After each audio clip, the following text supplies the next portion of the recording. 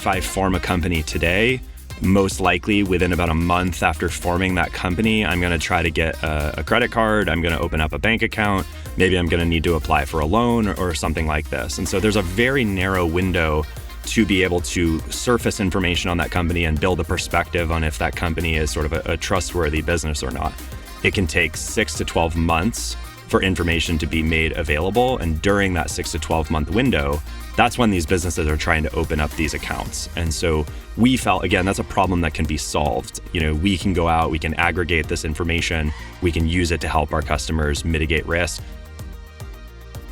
Happy New Year, everyone, and welcome to the first show of 2025. This is the Fintech One-on-One podcast, the show for fintech enthusiasts looking to better understand the leaders shaping fintech and banking today. My name is Peter Renton, and since 2013, I've been conducting in-depth interviews with fintech founders and banking executives. On the show today, we have Kyle Mack, the CEO and co-founder of Middesk. Now, Middesk is all about small business data, and they work with fintechs and banks to verify business identity. When you are opening a new business bank account, the KYB process, the Know Your Business process, is often a friction-filled and painful journey. And Kyle explains how Middesk helps to remove that friction while at the same time providing detailed information on that small business. To do this, they have built a very sophisticated data gathering operation that Kyle shares in this interview. Now let's get on with the show.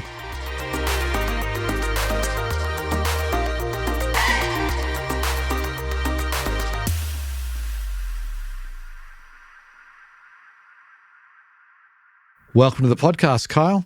Thanks for having me. My pleasure. So let's kick it off by giving the listeners a little bit of context and background. You didn't start out your career in financial services, so tell us a little bit about what you've done and how you came to Middesk. Yeah, of course. So prior to Middesk, probably the most interesting story, I was at a company called Checker. And so Checker is doing pre-employment background checks. We had at the time built the first API for criminal screening and driving record checks. And we had this problem, we called it customer credentialing. So every new customer that we had to onboarded onto the product, we had to put them through some due diligence process, right? They're going to get access to people's criminal history and dates of birth, social security numbers, et cetera. And this became a huge bottleneck for growing the business. It was a people-powered process. And so, Middesk, initially we said, let's go build the credentialing APIs. That's where we had started. And we wanted to take everything that we learned about identity and risk of people while we were at Checker and then apply that to looking at companies. And we thought if we could do that, we could make it easier for companies to get access to not just products like Checker, but a bank account and loans and payment systems and all of this. So we really came at it first and foremost from kind of like the data and API side. And so what was the sort of aha moment or the time that you decided that, okay, this could be a real business in and of itself? Yeah, I mean, when we started the business, we spent a lot of time looking at the solutions in the space. And really what we found was our industry, Middesk industry, was owned by a very small number of incumbent companies that had been in business for almost a couple hundred years at this point. Right. They all had some of the same challenges, which ultimately got to the quality and the fidelity of the information that was available about businesses. They were difficult to work with, difficult to integrate with. And so we felt like this problem could be solved. It is at its core a data problem. The information on businesses exists in the world. And so we felt, hey, this is a space that's ripe for disruption. As we started building the product, I mean, we spent time with the largest banks, the largest, fintech companies, and we found they all had the same challenges around business onboarding, which was about building a clear perspective on who their customer was and getting that customer through the onboarding process so they could start using it with as little friction as possible. And so that's, the more we get into it, we say, space that's ready to be disrupted with a growing market and a problem that we think we have a unique perspective on being able to go out and solve. So what is the big challenge or the big problem for business identity today? Why is it so difficult?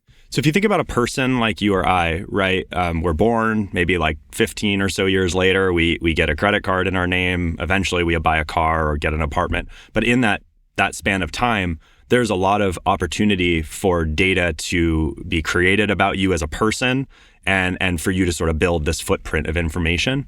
Businesses are very different. So if I form a company today, most likely within about a month after forming that company, I'm going to try to get a credit card. I'm going to open up a bank account. Maybe I'm going to need to apply for a loan or something like this. And so there's a very narrow window to be able to surface information on that company and build a perspective on if that company is sort of a trustworthy business or not.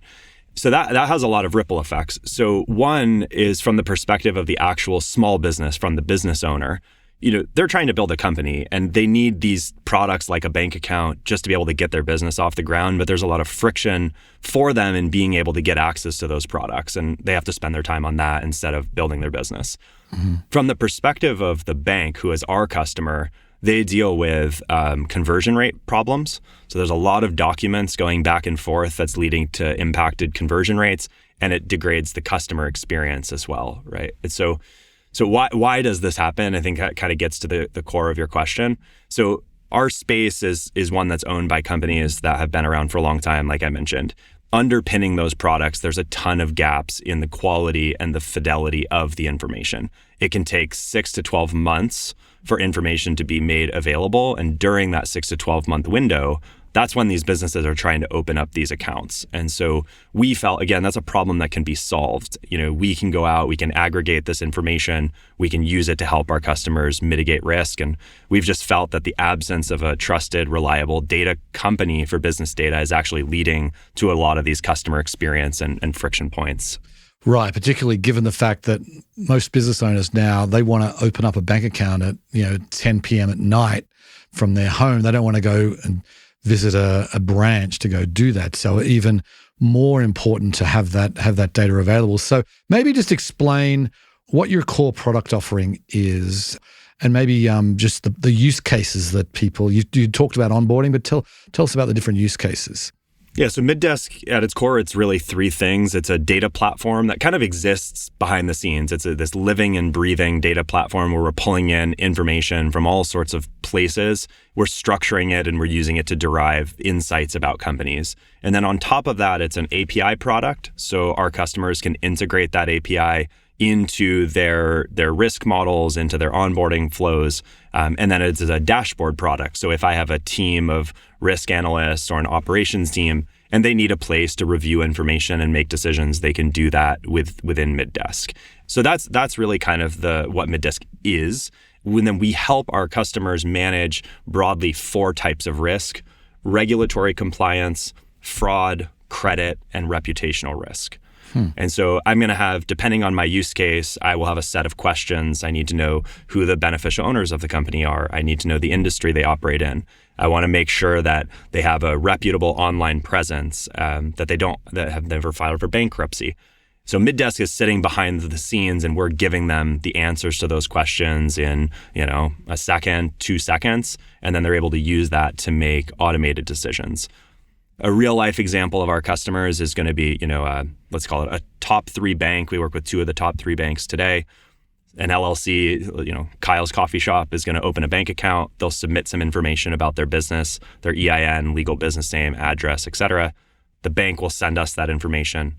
We're using that information to pull together this report. They use that report to make decisions on their customers. So then it's interesting you've got 2 of the top 3 banks, because I imagine you're not an old company, and integrating into a bank's flow is not a trivial task. And the fact that to get engineering time from their in-house teams to make this happen wasn't an easy thing either. Did you start with the fintechs, or what was sort of your evolution? What's it been like? Yeah, great question. So our earliest customers, as you can imagine, were the fintech companies. They're, the folks who are going to be the earliest adopters, right? And they were really excited and willing to work with us on iterating on the product. So our early customers were companies like Plaid and Brex and these types of businesses. And then over time, though, we started having the conversations really early with the banks. And what we found was, yes, slow moving, yes, hard to get engineering resources, but the scale that the banks were operating at was so significant that the inefficiencies around business onboarding, I mean, it was a real pain point for them. It was not uncommon that a bank might only be able to approve 10 or 15% of the businesses that are applying for a bank account automatically. Wow. That's terrible. It's really inefficient, especially when you compare that against the efficiency of opening a consumer account, like for you or I, a bank account where you could be, in the 80s or 90s or, something like this. So the performance was really, really rough. So we started with the fintechs. We spent a lot of time with the banks.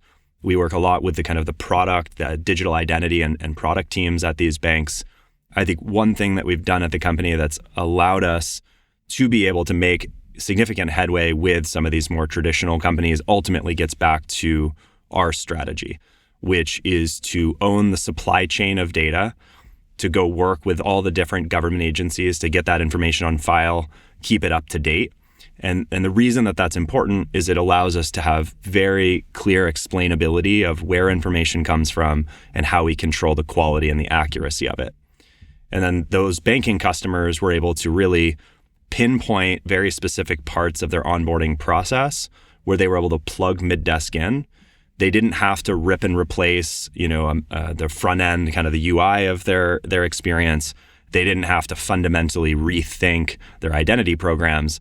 They were able to simply plug our APIs in to be able to enhance their existing stack of vendors and their existing system and see like immediate performance benefits. Right. So what are you returning to the bank? Like, particularly in the onboarding process, new business, are you returning a score, different data points? What do you send back to the banks or the fintechs? So we typically first will receive some information. So we might receive the tax ID of the business, the name of the company, the address, a fairly simple set of inputs. Mm-hmm. We use that to assemble this report, and that report is made up of all the information that we have on file about that company, and we return that report to them. The report is a combination of a few things. It is a lot of raw data, and they can use that data to do things like pre-fill form applications or to just enrich their understanding of the people associated with the company or kind of who this business is. It's a set of insights, and those insights are sort of a set of business rules. And the rules will map back against their policies around compliance, fraud, creditworthiness, reputational risk. So I might say, I need to verify these certain pieces of information about a company.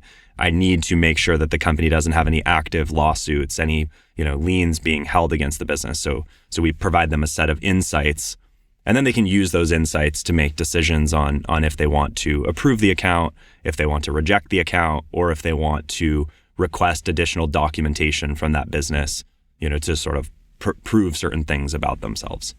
So is this designed to be in like an automated workflow without human intervention, or is it designed more to have someone come back and say, oh, I want to read this report? I mean, what does it look like? Yeah, so the best customers for us are, they probably care about three things.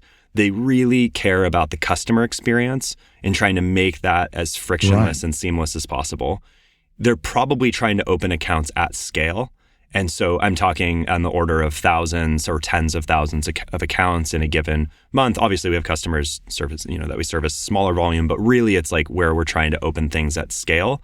And they are customers who are needing to mitigate some form of risk along the way. So to your point, for sure, it's businesses who are trying to make some automated decisioning, and they want to be able to kind of get people out of the process. And they're able to have those teams, instead of focusing on, let's say like the middle of the bell curve, the majority of businesses, they're able to now focus on the edge cases and the businesses who potentially pose the greatest risk, where today there's just been a lot of time spent on all of the businesses that are applying for accounts. Automate what's obviously good, focus on the things that really require more attention. So the report comes back from Middesk and everything looks it's in line, then they just keep going on with the onboarding process. Something looks a little strange and you kick it out to a human.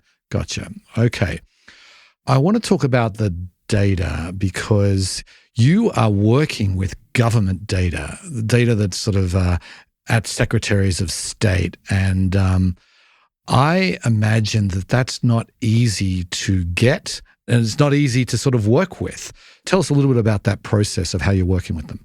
So let's think about the history or sort of timeline of starting a company. So let's say I'm opening a restaurant. So I'm probably going to set up an EIN with the IRS, my employer identification number. Then I'm going to go form probably an LLC. I live in New York. Let's take New York. I'm going to form an LLC in the state of New York. Now I have that entity. Then I'm probably going to go and apply for like a food and beverage permit or a liquor license or something like this. I'm going to create a website for my restaurant. That restaurant's then going to be listed on something like Resi or OpenTable, right? So there's this footprint of the business. And so our goal is to really assemble all of that data. It's a combination of primary source government data, alternative data, so things coming from the internet, and then data that we aggregate through the usage of our own products. The foundational thing we do is the government data, which is what you're talking about. Mm-hmm. And so over the first few years of the business, our goal was really going and setting up relationships with state and local government agencies to be able to acquire on a regular basis all the information that they have on file about a business. So if I form my LLC in New York today, we need that information, preferably today, if not today, hopefully tomorrow. And so the way to do that is to go and set these relationships up so we can get all the new businesses and we can refresh everything. So we have, hundreds of millions of records on companies across all sorts of government agencies. And then we're building all the relationships between those records and trying to keep it up to date on an ongoing basis. So I imagine there's not one government agency that you're working with today that has an API connectivity that you can just pull. Is that correct? Oh, yeah. Yeah. The beginnings of doing this was CDs getting sent through the mail, was us buying hard drives and sending the state agencies hard drives so they can provide us the file and give it back to us. And, we've been able to mature that over time, but it is the epitome of an unsexy picks and shovels business about going and getting these relationships set up and then trying to scale that over hundreds and or thousands of different government agencies over time. And even like a Secretary of State, right? Because every state, there's 50 of them, have a Secretary of State. There's no uniformity, right? There's no like national standard. This is how a Secretary of State needs to process their data, right? So you've got like 50, I imagine 50 plus different formats coming into Middesk. 50 just from the states and hundreds when you look at other state agencies and local county agencies and someday thousands, as we continue to grow. So that at its core is the technical problem to solve for Middesk. You have a name and an address of a business, and we need to go out and look across hundreds of millions of records and find just the records that belong to that company where there's no unique identifiers across any of it. And behind that is many data pipelines running with each with their own file structures and formats and ways of getting the information and different ways of keeping it up to date. So that at its core is sort of the data platform that we've been focused on building. Huh. So you can't even rely on the EIN like you'd like for a consumer social security number to sort of be in every single database? No, there's only one or two states in the country who make the EIN available on the state offices, and so even the IRS and the Secretary of State, like no connective tissue between them. So you actually have no unique identifiers. You're dealing with names of people, addresses, and names of companies. So do you work with IRS data as well? We have a service that hits the IRS directly. They have some services available. They also make publicly available data sets around some certain tax filings and tax forms that we work with. So yeah, we really are trying to hit federal, state, and local, kind of either county or city level authoritative government data and be able to pull that all together into a single place. Right. What about the companies these days, like there's Zen Business, there's LegalZoom, that really make it easy for you to set up your company? You just do a quick online search and they come up right away. Are you working directly with those companies or not?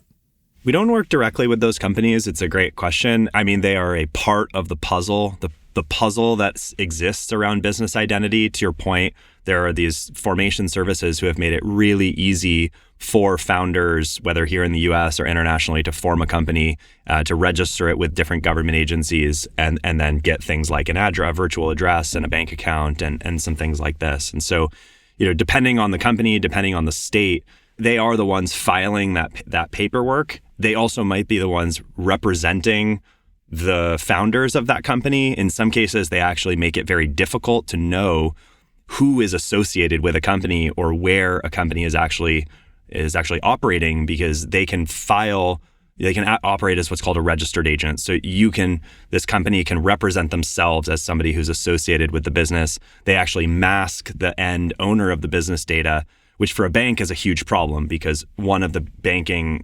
regulatory compliance requirements is to understand who the owners and officers of a company are. And so while we don't work with them directly, we certainly have indirect exposure to them, because they're a part of this messy world of forming and registering businesses with the government. Right, and particularly if you're opening up a bank account, the bank wants to know details about the company, but they want to know details about the individuals that are owning it. And so you've got to have a whole bunch of consumer data as well, right?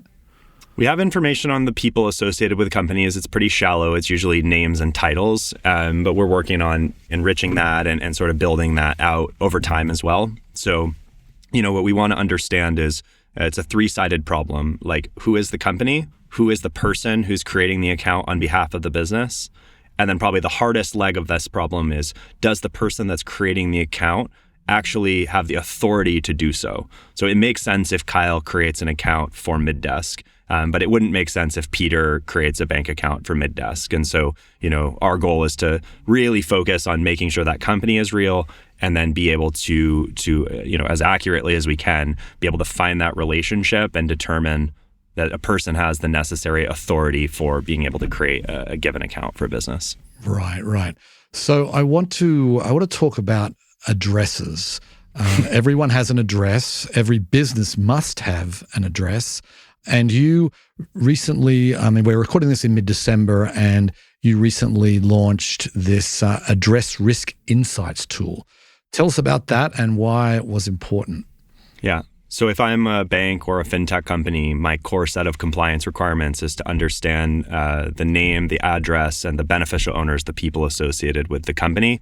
As it relates to the address, I really need to understand where a company is operating.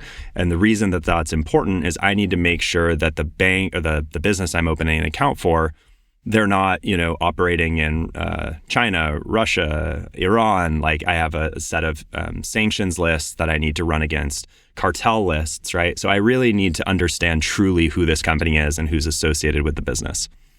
Understanding where a company actually operates is really difficult. One of the biggest reasons it's difficult is because when somebody goes to form a company, the state governments require, and some states are more challenging than others, require a very shallow amount of information to create that account. Wyoming is probably one of the worst offenders. Wyoming has tried to become what Delaware is to corporations, Wyoming has worked to become for LLCs. They allow somebody to create a company in the state of Wyoming without actually having to provide any information on where their company actually operates. They're able to actually just represent a company's address by using their registered agent's address. It could be LegalZoom or Zen Business or something like that.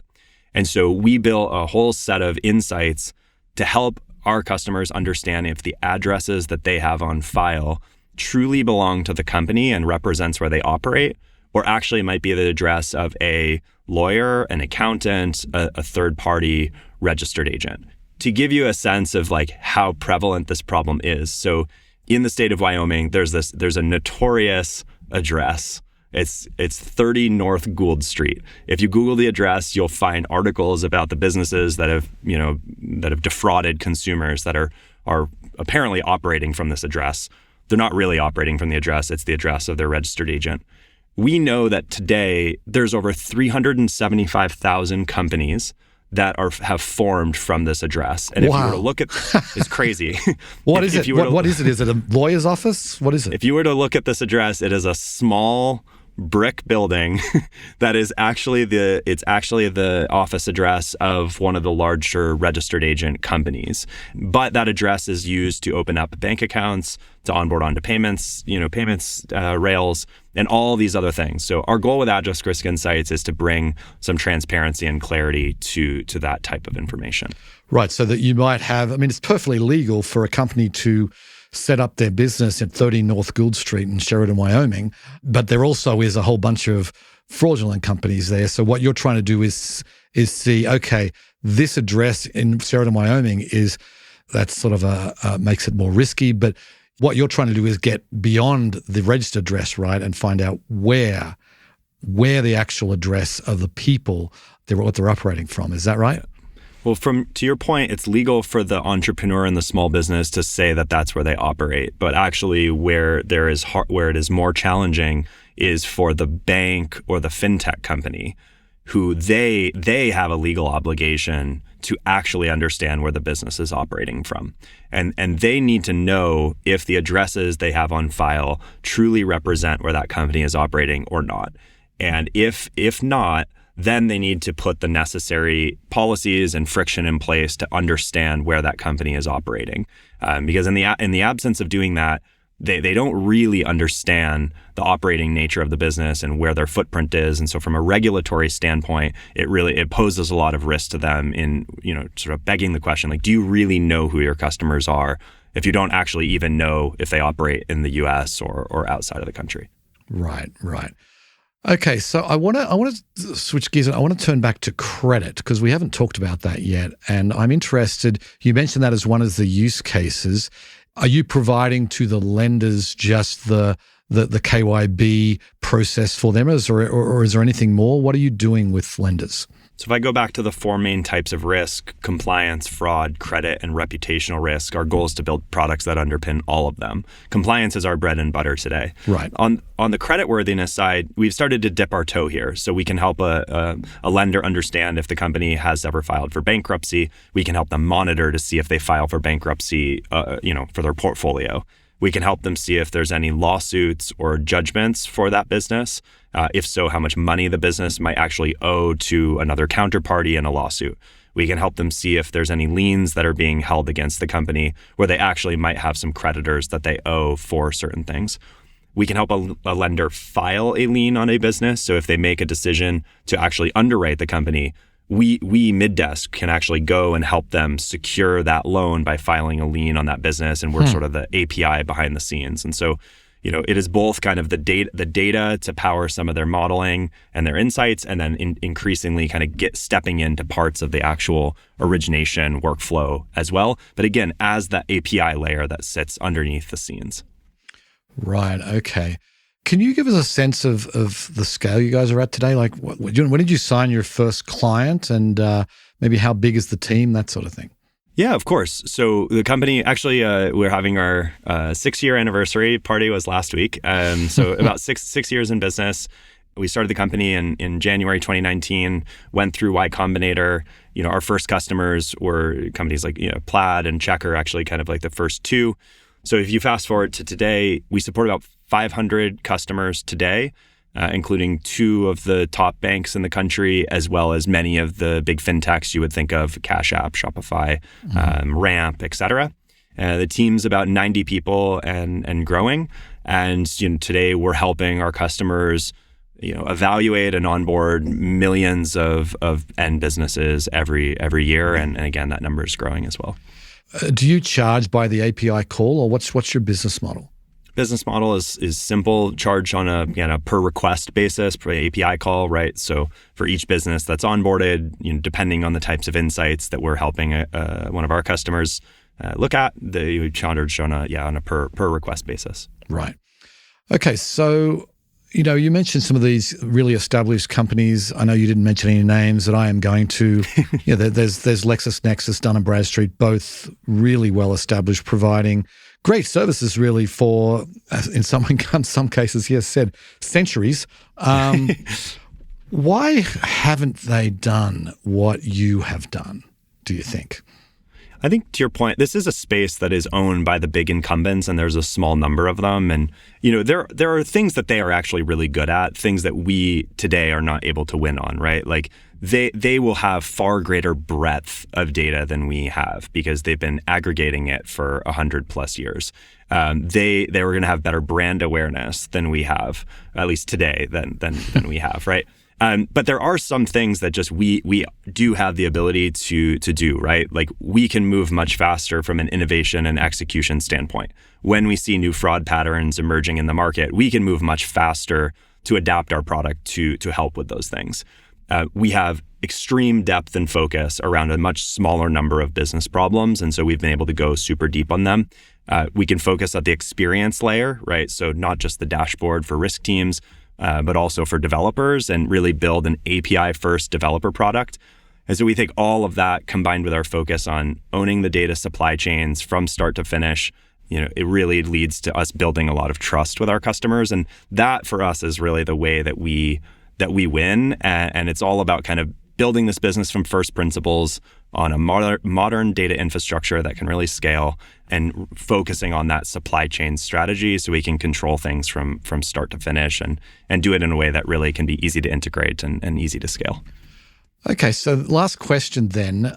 What is your long-term vision here? Are you looking to be the Dun & Bradstreet of the 21st century? I think that's a fair comparison. I mean, our goal is like we want to be a global business identity company.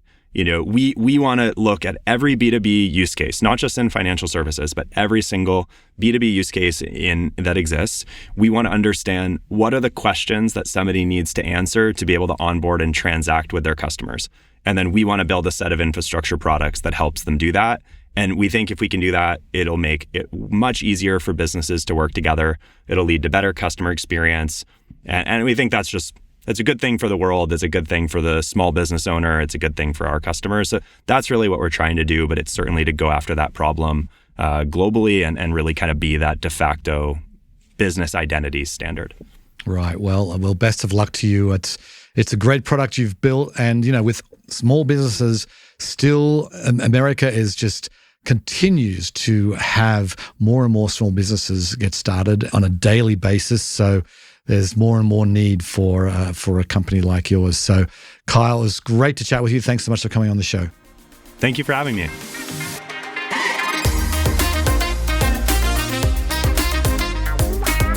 As someone who has founded 5 companies, I love any product that will help make the new entrepreneur's journey more efficient.